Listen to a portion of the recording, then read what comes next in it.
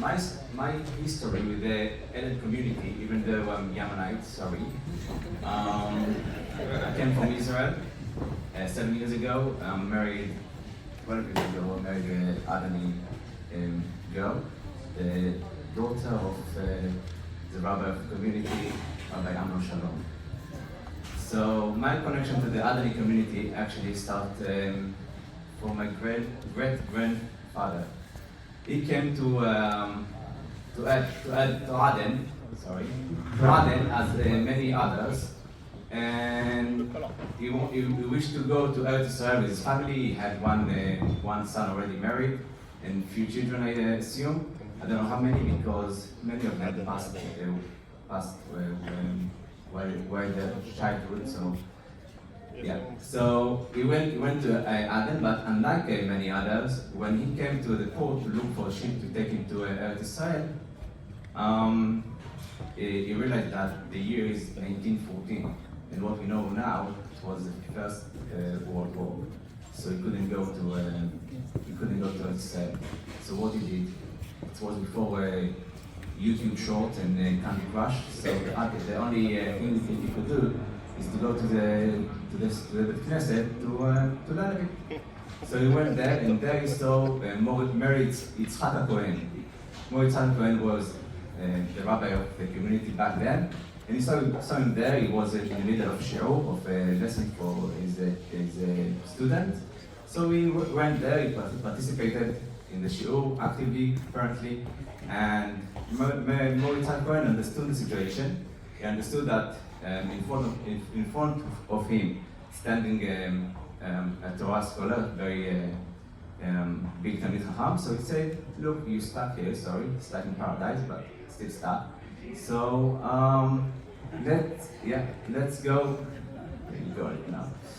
Yeah. Let's make a deal. You stay here, and I provide you with whatever you need. I assume my great-grandfather had only the money for the journey, but not to be in Aden. So he said, you stay here, but you will help me with the community. And for a few years, he was in Aden, and then he sent to Djibouti and Asmara and other communities. And this is the story that was with my grandfather. His name was David Baadani, and I named after him. My grandfather was born in Hadera, Eretz Israel, 14 years after. And my grandfather, as leader of communities all over the world, leader of leaders of the communities all over the world, he held that without connection to Torah, our future, it depends on how much as we connected to Torah.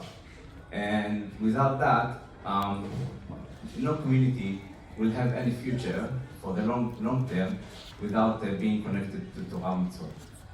And saying that, in the present time, what I see is many of our youth want to learn more about what that means to be an Adani. And I mean more than saying Jahnun and not Jahnun, and more than eating Kadid and drinking black coffee with Hawaii, or Hawaii. I don't know. It's interesting to say Hawaii, not Hawaii, but yeah. So they want to know about that. And we want also to teach our children before they come to the age of Bar Mitzvah, before they came to 13 years, to be 13 years out to read the Torah, the Adani Minhag.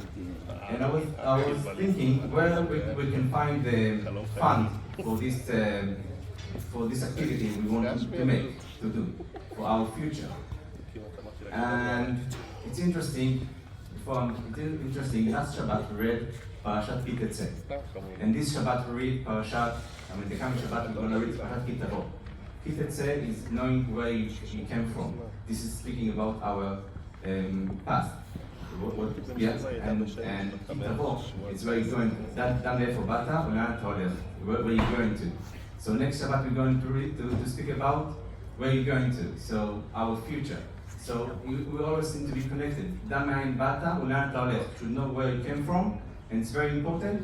But as much as you want to know where you came from, what is your roots and your heritage, you should know what you do in the present time and to take care of the future.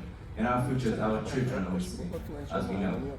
So I thought, now what we have, every time that there is a patient or sadly someone passed away, a year later you get a Sefer Torah to the Bet Knesset.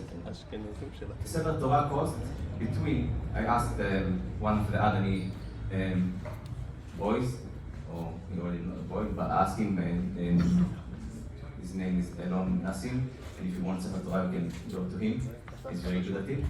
And I asked him, what's the price for a Sefer Torah? And he told me between 25 to 35,000 pounds. So what Sefer Torah is Tos for? Yeah, for the Tos only translation. So what the cost of it? Between 25 to 35,000 pounds. What can we do with this money? So I asked another friend that his father built a shul in Israel. And he told him that if you want this shul to continue to be a place for people to come, you have to bring Sfarim. You have to bring books so people will come and learn. How much it costs?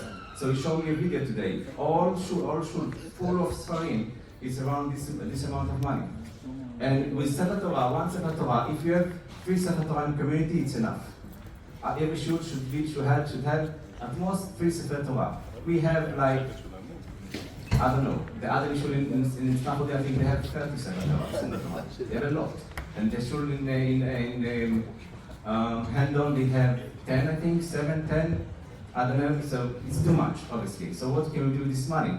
We can buy Sfarim for our youth to learn. And also we can do Sunday school. Sunday school, if I do the math correctly, you can provide Sunday school for 6 years with this amount of one Sefer Torah. So this is another thing we can do with our money for our future. Right now? Yeah. I don't know. Yeah. You tell me.